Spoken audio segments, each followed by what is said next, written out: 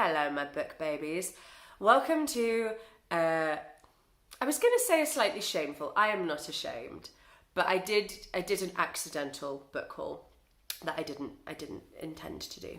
And I thought I would share some of the books with you, and also a bit about some of the bookshops that I went to. Because the vast majority of these books that I'm going to be talking about here are from one day. My best friend and I went on a bookish date up to Alnwick in Northumberland, just for like, we were only there for a few hours, but we made a dent. So I will insert, as I'm chatting, I'm going to insert some footage, because Alnwick is this beautiful, picturesque little town up in Northumberland, and it was looking super festive and lovely. They had some really unusual Christmas lights. Some of them looked really like handmade, which was sort of charming and lovely. So I'm going to be inserting all of that in and amongst this. And the first place we went to was the Accidental Bookshop. So this is the third bookshop run by the team behind Forum Books in Corbridge and The Bound in Whitley Bay. I had never been to the Accidental Bookshop before, and I actually picked up 4 books in there, but 2 of them I can't show you because they're Christmas presents. One is for my nephew, which I probably could have shown you because he's not even 1 yet, so I don't think it would spoil it for him. But I haven't brought it downstairs, so I won't show it to you. If I can be bothered to insert a clip here, I will. But I'm also getting over a really nasty bug. Not the nasty bug, but a really nasty bug. So maybe I'll be lazy and I won't bother. And then another one I got a present for somebody else. So the 2 that I bought for me, excuse me, was firstly this one, which is Lonely Castle in the Mirror by Mizuki Tsujimura. I'm obsessed with this cover, and it's got a matte finish, a beautiful matte finish, which I realised earlier I have already managed to stain. This is why I shouldn't have nice things. But this is a Japanese novel, and it sounds, from reading the back, and I don't know anything else about this novel, it sounds to me like Taskmaster meets Squid Game, but if that happened in a fairy tale universe. I could be super, super wrong about that, and maybe when I do read this, I will remind myself of this clip as I read it and see how wrong or right I am. But it says, in a neighbourhood in Tokyo, 7 young people wake up to find their bedroom mirrors shining. Placing their palms on the surface, they are pulled through into a wondrous castle where they encounter not only each other but also their taskmaster. I mean, I was being a bit on the nose when I said it reminded me of Taskmaster. A bossy young girl in a mask named Wolf Queen. I think this is she. Though they don't know it yet, they all have one thing in common. Eager to uncover the secrets of the castle while keeping their own, their time here will not be without glitches. For a start, each day they must leave by 5 o'clock or face a terrifying penalty. They must all hunt for a key that will grant only one wish. They must tell no one about their experience. As they struggle to abide by the rules of the game and each other's emotional boundaries, a moving story unfolds of 7 characters trapped in a cycle of misunderstanding and loneliness who are ultimately set free by the power of friendship, empathy, and sacrifice.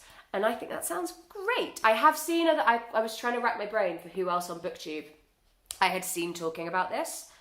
I think it was Jen Campbell, but I could be wrong.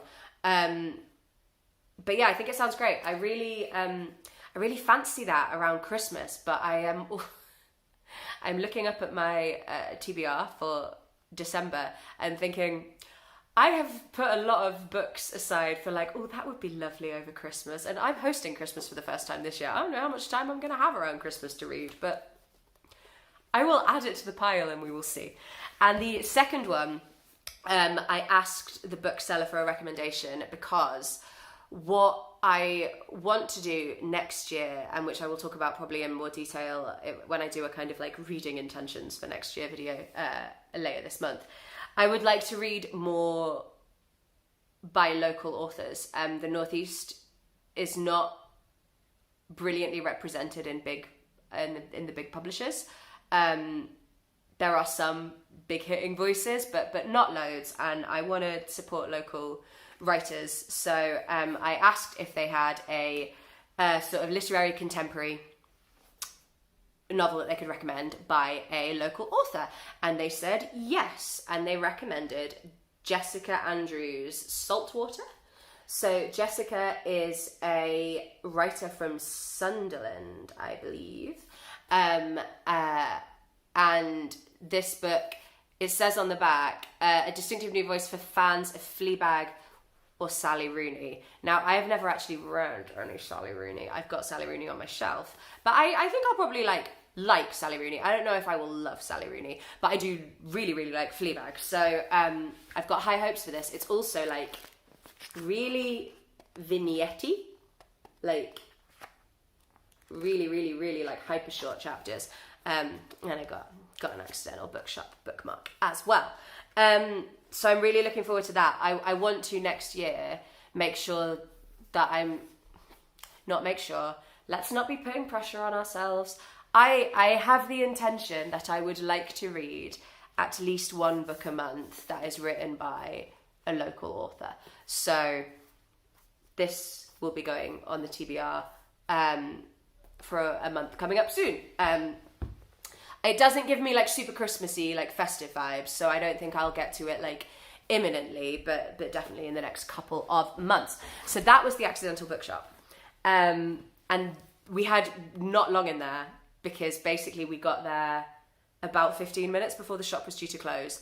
And so it was a rapid little whip round. Luckily it's only a dinky little shop. So that was great. And then we walked back through Annex, saw more beautiful sights. I got a vegan festive bake from Greg's. It was very Christmassy.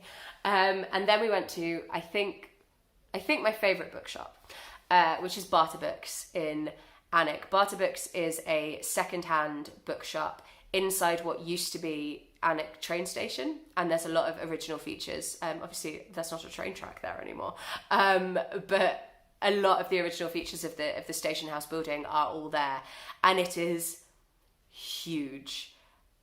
There are so many books in this bookshop. I could spend hours and hours and hours in there. It's also got these lovely little, like, it's got a cafe with these lovely little cubbies with fires in, and it's dog friendly, and it's just beautiful. And Sarah and I did a quick little shop. Well, I actually think I did a quick little shop. I think Sarah was very restrained. And then we sat and had a little glass of wine in one of the little cubbies, and it was beautiful. But I bought a lot of books. I didn't mean to buy this many books. And I actively stopped looking after a while. So other than, I think, 2 books, which are by an author that it's going to be no surprise if you've been here for any amount of time, it will not surprise you that I picked up titles by this author. I think everyone else is from like early on in the alphabet, because I kept adding things to my pile, and it was just growing and growing and growing, and then I think I stopped before I hit the middle of the alphabet, because I was like, that's too many books, I can't buy anymore. So the next time I go back, I have to start at the other end of the alphabet. But it doesn't just sell fiction. I was in the fiction section because that's mostly what I read, but there are whole sections, cookery, travel. They've got loads and loads of like classics and books from what do I want to say, like vintage books. We bought, I might grab it in a little bit, or maybe I'll just insert a picture of it. We bought from Barter Books a couple of years ago a kind of compendium of cartoons from the New York Times, which is like my favourite coffee table book. And I really don't look at it as often as I want to, so I need to, it's currently like propped up in our living room, but I feel like it needs to be like laid open somewhere so that I make sure I'm actually like making use of it. But I love that book. But yes, so I got 1, 2, 3, 4, 5. Oh, to be fair, you know, only 6. I thought I had more. I actually thought I picked up more. 6 is quite restrained. I could have treated myself to a couple more. The the first two, I picked up Winter by Ali Smith. You may know if you've been on my channel before that I am a recent obsessee of Ali Smith's work, and I did a reading vlog where I read Autumn, the first in her seasonal quartet, and when Winter was just sat there on a little plinth, I thought, fate, I must purchase it. And it's in really good nick, and I even though I love the hardback editions of these, because my copy of Autumn is also the paperback, I was glad that this one was in paperback too. I'm not going to read you the blurb of this one because I actually prefer not to know what Ali Smith's books are about before I go into them. And then because one Ali Smith wasn't enough, I also got a collection of her short stories. This is The Whole Story and Other Stories by Ali Smith. Again, I don't know what they're about, but it's got a pull quote from Jeanette Winterson on there. I think this is from relatively early in her career, but I could be wrong. Maybe not. 2003. And it says on the back, stories for people who've grown up being told time is running out and don't want it to. So that's got maybe like New Year vibes for me. Maybe I'll pick that one up in January. The third book is a book by one of those big hitting Northeast authors who I still will include as part of my little Northeast local heroes thing. And this is a collection of short stories called Nesting by David Almond. I have a real soft spot for David Almond, partly because I loved Skellig when I was a kid, but also because he was the commencement speaker at my graduation. I'm looking forward to these. I haven't read any of his work that is specifically for adults before. And these feel, I don't know, that feels spooky to me. Does that feel spooky to you? So I think, I don't want to sit on it until Halloween next year, but definitely in the colder winter months, so I want to try and get to this. But I'm not a huge short story collection reader, and that is 2 short story collections that I've picked up. So I'm surprising myself over here. This next one I have actually read before, and when I saw it, I was like, oh, do you know what? Because I am Hannah Lost the Plot, I remember absolutely nothing about this book except that I really liked it, and I'm pretty sure it was the first book I ever read by this author, and it's The Robber Bride by Margaret Atwood. I know most people start with The Handmaid's Tale, but I'm pretty sure I started with The Robber Bride thanks to my friend Rafaela. And I just sort of, you know, sometimes you see a book and you're like, I know I've already read you, but I don't know where my copy of it's gone. Maybe I never had a copy, maybe it was Raf's copy. Anyway, and I thought, I want it. It was £3. I'm having it. So they are my first 4. These other 2 are both, actually that one won the Booker as well. But these next 2 are both backlist Booker Prize shortlists winners. We'll see when I pick them up. But I enjoy the Booker Prize. I know it can be a little bit of a divisive prize sometimes, and I definitely do not always agree with the winner, but there are always books on the long list that I really like, and I don't know that I necessarily would have discovered had it not been for that prize. But I only really started getting back into reading a couple of years ago, so there are real gaps in my sort of Booker reading. And so when I see a book in a secondhand bookshop that is on the shortlist, I'm always a little bit tempted, even if I know absolutely nothing about it, which was the case for both of these books, actually. So the first one is His Bloody Project, Documents Relating to the Case of Roderick Macrae by Graeme Macrae Burnet. And this was shortlisted for the Booker in 2016. This is historical fiction.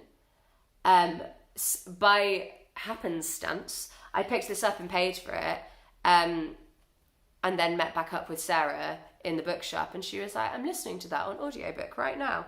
And she was enjoying it, but said it was weird. So it sounds crimey. It sounds like, what do I mean?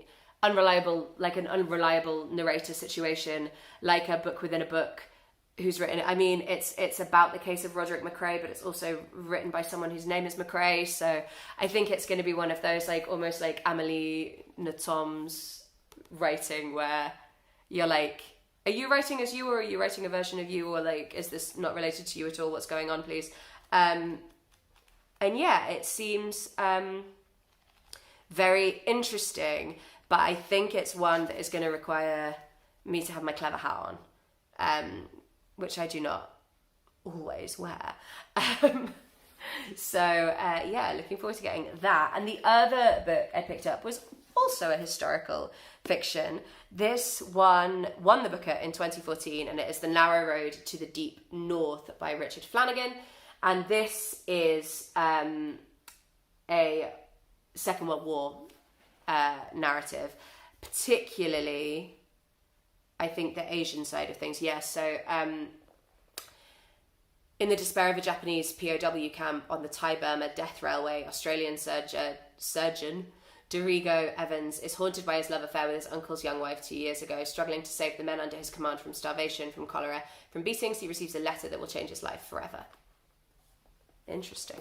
I am partial to a bit of historical fiction, so I'm looking forward to those. And this one's got lovely short chapters. So those are the books that I bought in Alnwick. But the reason we were in Alnwick to begin with was because we went to a talk put on by the Accidental Bookshop in Alnwick Gardens, which are beautiful public gardens. Private gardens? Public gardens. Beautiful gardens.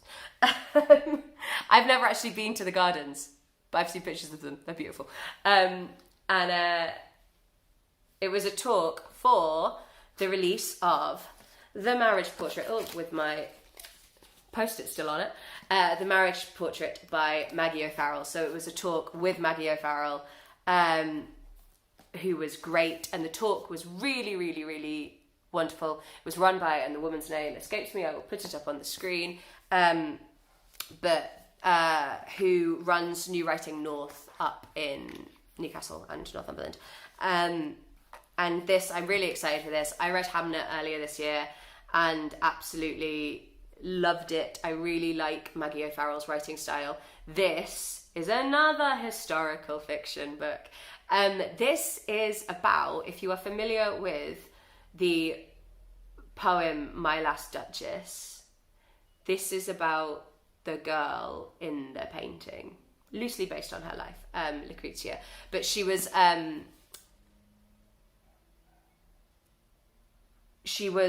one of the oh my god, what are they called?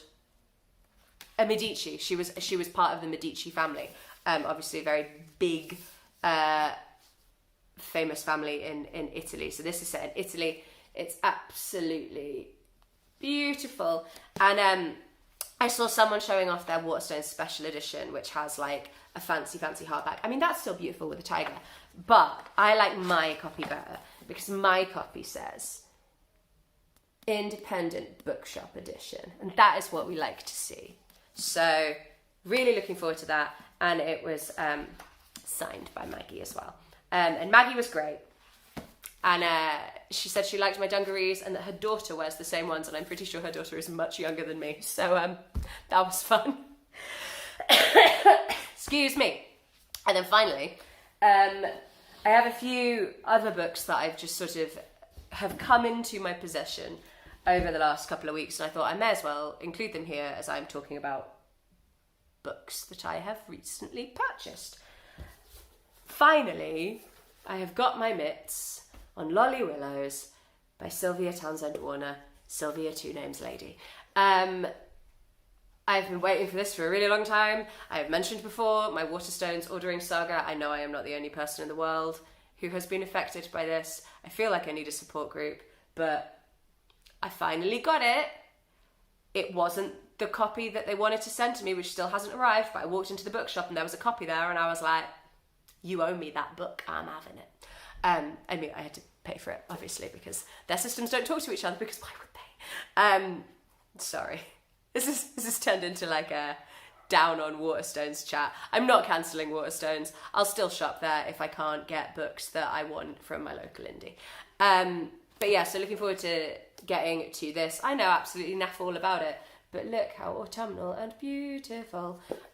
So I've got up there The Ballad of the Sad Cafe by Carson McCullers and Passing by Nella Larson from the same autumn Clothbound Classics minis edition. So that is the third instalment. So that was great. And then the last four that I've got, my wonderful book club, Queer Books Newcastle, we're just a big old group of bookish enablers, because there is basically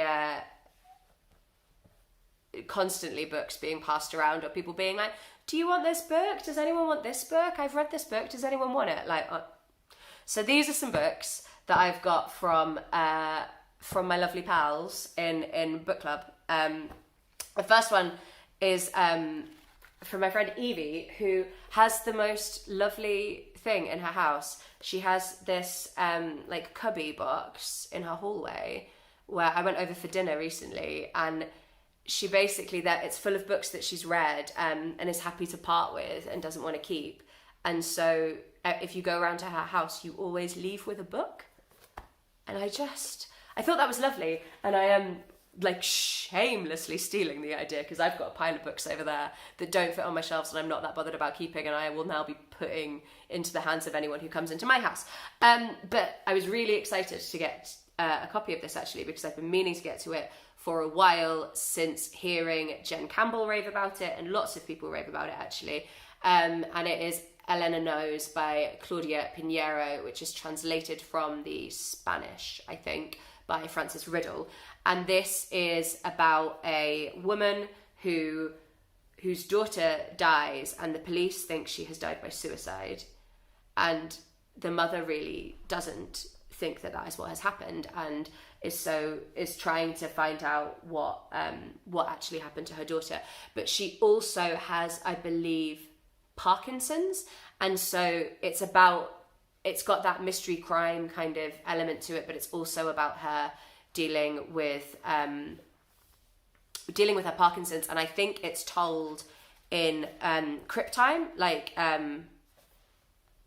the order of pills that you take if you're a person who has to take pills for chronic conditions.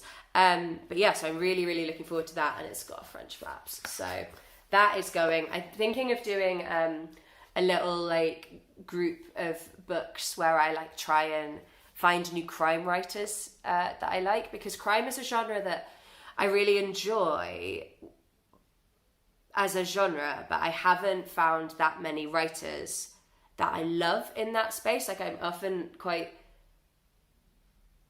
like I don't give books star ratings, but I think a lot of the crime I read, with the exception of anything that I've spoken about recently, is like 3 stars. Like, it's fine. So I'm gonna maybe read that along with some other things that I want to get to in the crime arena. And then from my friend Kenna, they were giving away some still got bits of post-it on so that they knew who had requested which book. And these are just 2 books by Ruby Wax, and I'm a fan of Ruby Wax, but I've never read anything that she has written. And I think both of these have sort of like mental health vibes. So the first one is a mindfulness guide for the frazzled, and I know she's got that Frazzled cafe, I think, and this seems cute. I'm not like super into like self-helpy books, but I think self-helpy books written by someone like Ruby Wax, maybe. And this one is Sane New World, Taming the Mind, which I think it sort of sounds a little bit like that book that I hated, Chatter, but like not written by a neuroscientist and written by Ruby Wax. So yeah, I'm looking forward to dipping into those. I don't know if they'll be like books that I read cover to cover all the way through, but there'll definitely be ones that I dip into. And then this last final one is a loan, so it's going straight on my December TBR because I need to give it back to my friend Luna. And this is Fangs, which is a graphic novel, and it looks beautiful. And I particularly wanted to borrow this because it came up in our chat recently, in our little book club WhatsApp, that, okay, I think that Dracula by Bram Stoker was the very first book that I ever DNF'd. And I said that recently because everyone was raving, like everyone was just Dracula was getting a lot of love, and I was like, oh, I DNF'd that when I was like 14, and I don't think I ever went back to it. And I have been persuaded by the group that I might want to give it another go. And I thought it might be fun to do a little vampiric trilogy of books. So I was going to reread Dracula and see if I was right or wrong as a 14-year-old. And I mean, I think we can all guess I was probably wrong, but you know, maybe not.